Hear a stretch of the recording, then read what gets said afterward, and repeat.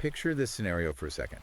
You're a guy living in Austin, Texas. Yeah. You're, essentially living the modern dream. The whole 9 yards. Exactly. Yeah. You got the Model Y in the driveway, the mid-level corporate job, the Whole Foods habit, and this carefully curated Instagram feed. You are plugged in. Totally. And then one Tuesday, you snap. Yeah. But not a violent snap, a silent one. You delete everything. Yeah. You sell the Tesla, you scrub your digital footprint, you liquidate your 401k, and you just vanish. Where does he go? Into the mountains of Montana with nothing but a backpack, a sleeping bag, and a .22 rifle.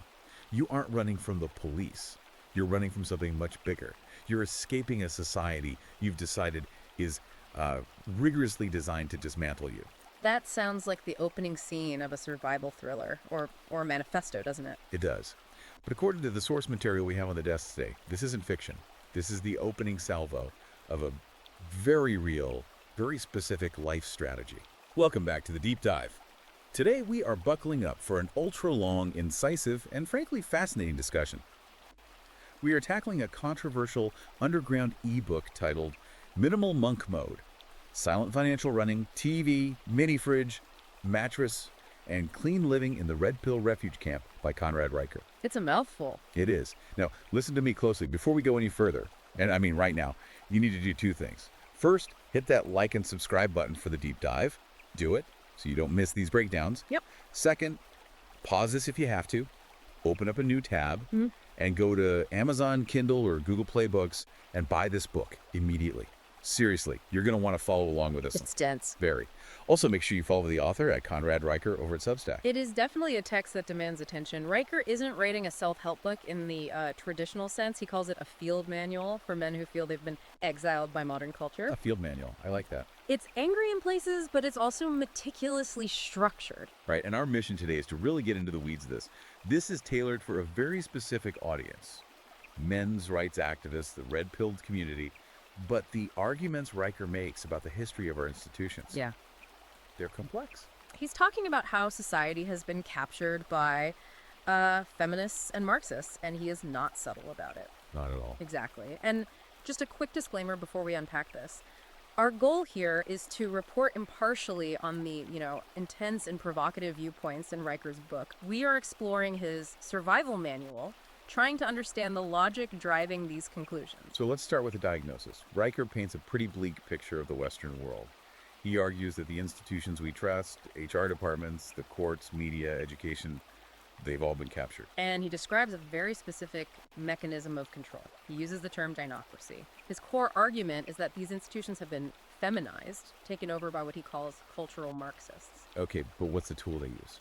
That's what's fascinating. He calls it the feminine overcode. The overcode. That sounds almost sci-fi.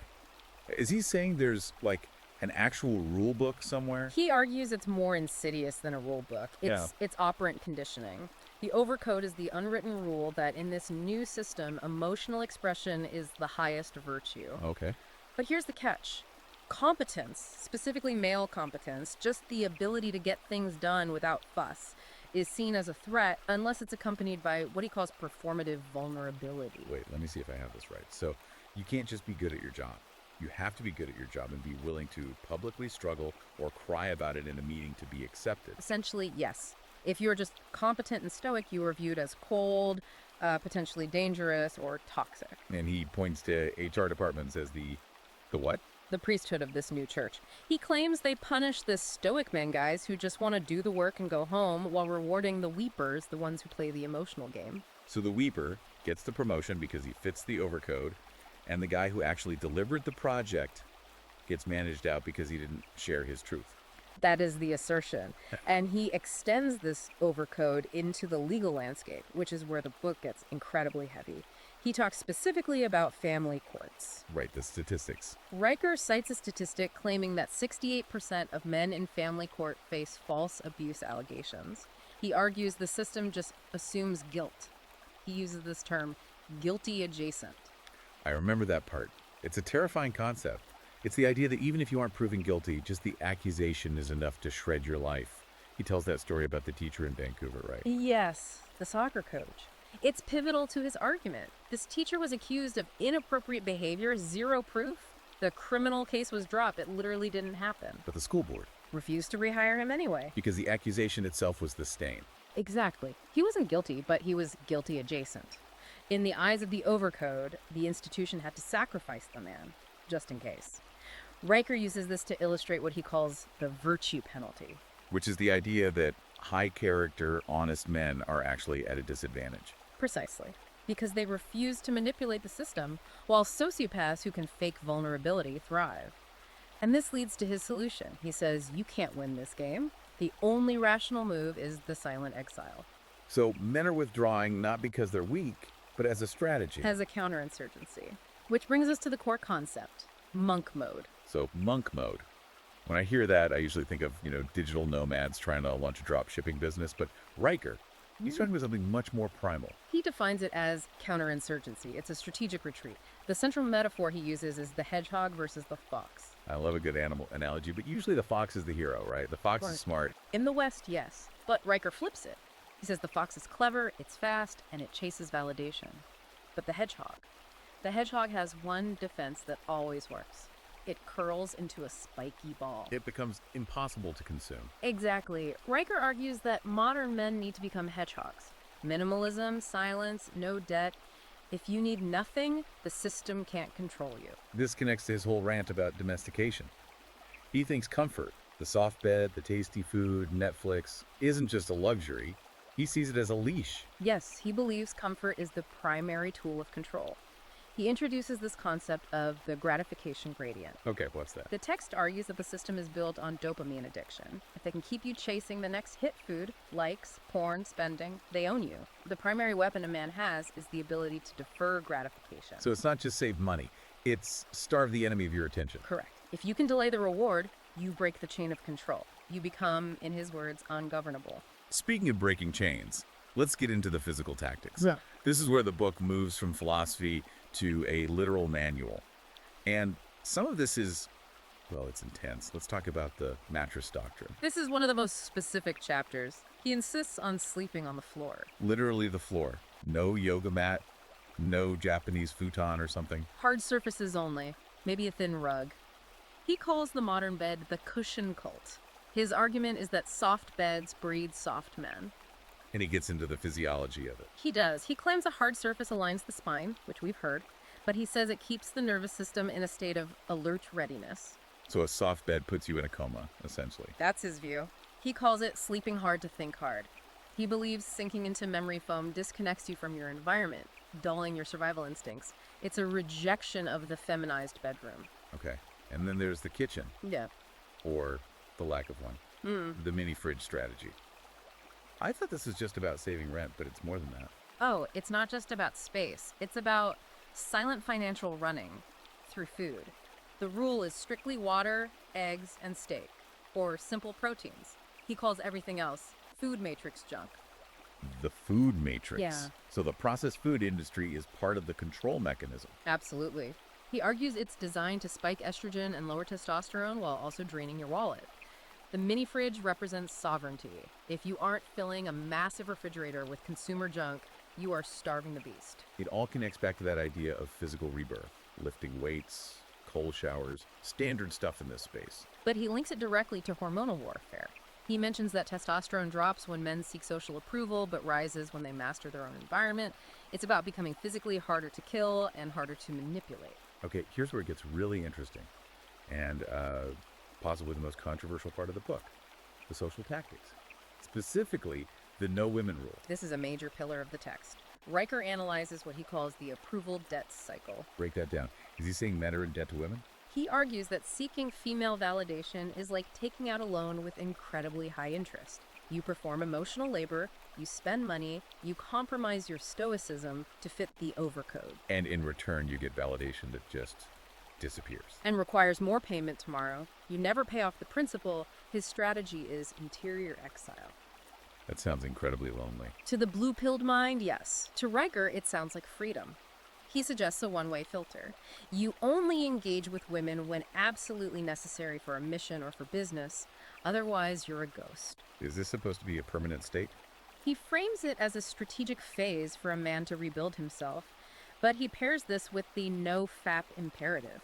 He views pornography as, quote, neurochemical warfare. Back to the dopamine argument. It is. The text claims porn shrinks the brain and steals willpower. He describes a porn poverty loop. The argument is that if a man is sedating himself with artificial gratification, he loses the drive to conquer the real world. It drains ambition, keeps him poor and pacified. Exactly. And to tie it all together, there's the silence protocol. This is about how you talk or don't talk. The anti-gossip code. Right. Riker argues that feminine social aggression operates through gossip and reputation destruction. The only defense is total silence. If you don't give them words, they can't twist them. But you have to speak sometime. What if you're cornered in an argument? That's where he brings in the Truth Bomb Manual. He instructs readers on the trivium grammar, logic, and rhetoric. He says by using strict logic, you can dismantle an opponent without ever raising your voice. The hedgehog again. Spikes out, mouth shut. But you can't be a sovereign hedgehog if you're broke. So, money. Stoic financial running. This isn't just skip the latte, is it? No, it's much more radical. The goal is escape velocity or silence velocity. The strategy is extreme frugality. No subscriptions, no car payments, living in a studio or even a van. He brings up Ronald Reed. I love that story. The ultimate archetype for this lifestyle, the janitor who died a millionaire, Riker uses him as the example of stealth wealth. Reed avoided status signaling entirely. So if you live in a van, eat only eggs, and sleep on the floor, your overhead is almost zero. Exactly. And when your overhead is zero, your need to submit to HR, to the overcode, to a boss you despise, that also drops to zero. That is silence velocity. And part of this involves cutting out the dopamine economy. The media detox. Riker argues that Netflix, TikTok, and the news are psychological warfare designed to fragment male attention. If your attention is fragmented, you can't focus on your mission. So what do you replace it with? You're sitting in your studio, sleeping on the floor, eating steak. You can't just stare at the wall. You reclaim the Western canon. Riker specifically tells the reader to read Dead White Men, Marcus Aurelius, Seneca, Nietzsche, Machiavelli. Why them specifically? He claims they teach duty, honor, and stoicism concepts he asserts are feared by the left because they create strong, ungovernable men. Which leads us to the end game, the final exodus. He is just saying do this and die alone. He has a vision for the future. He calls it the silent renaissance. He predicts a phase 3 of societal collapse. He believes the current system is unsustainable and will crumble. When that happens, the disciplined men, the hedgehogs, will be the only ones left standing to rebuild.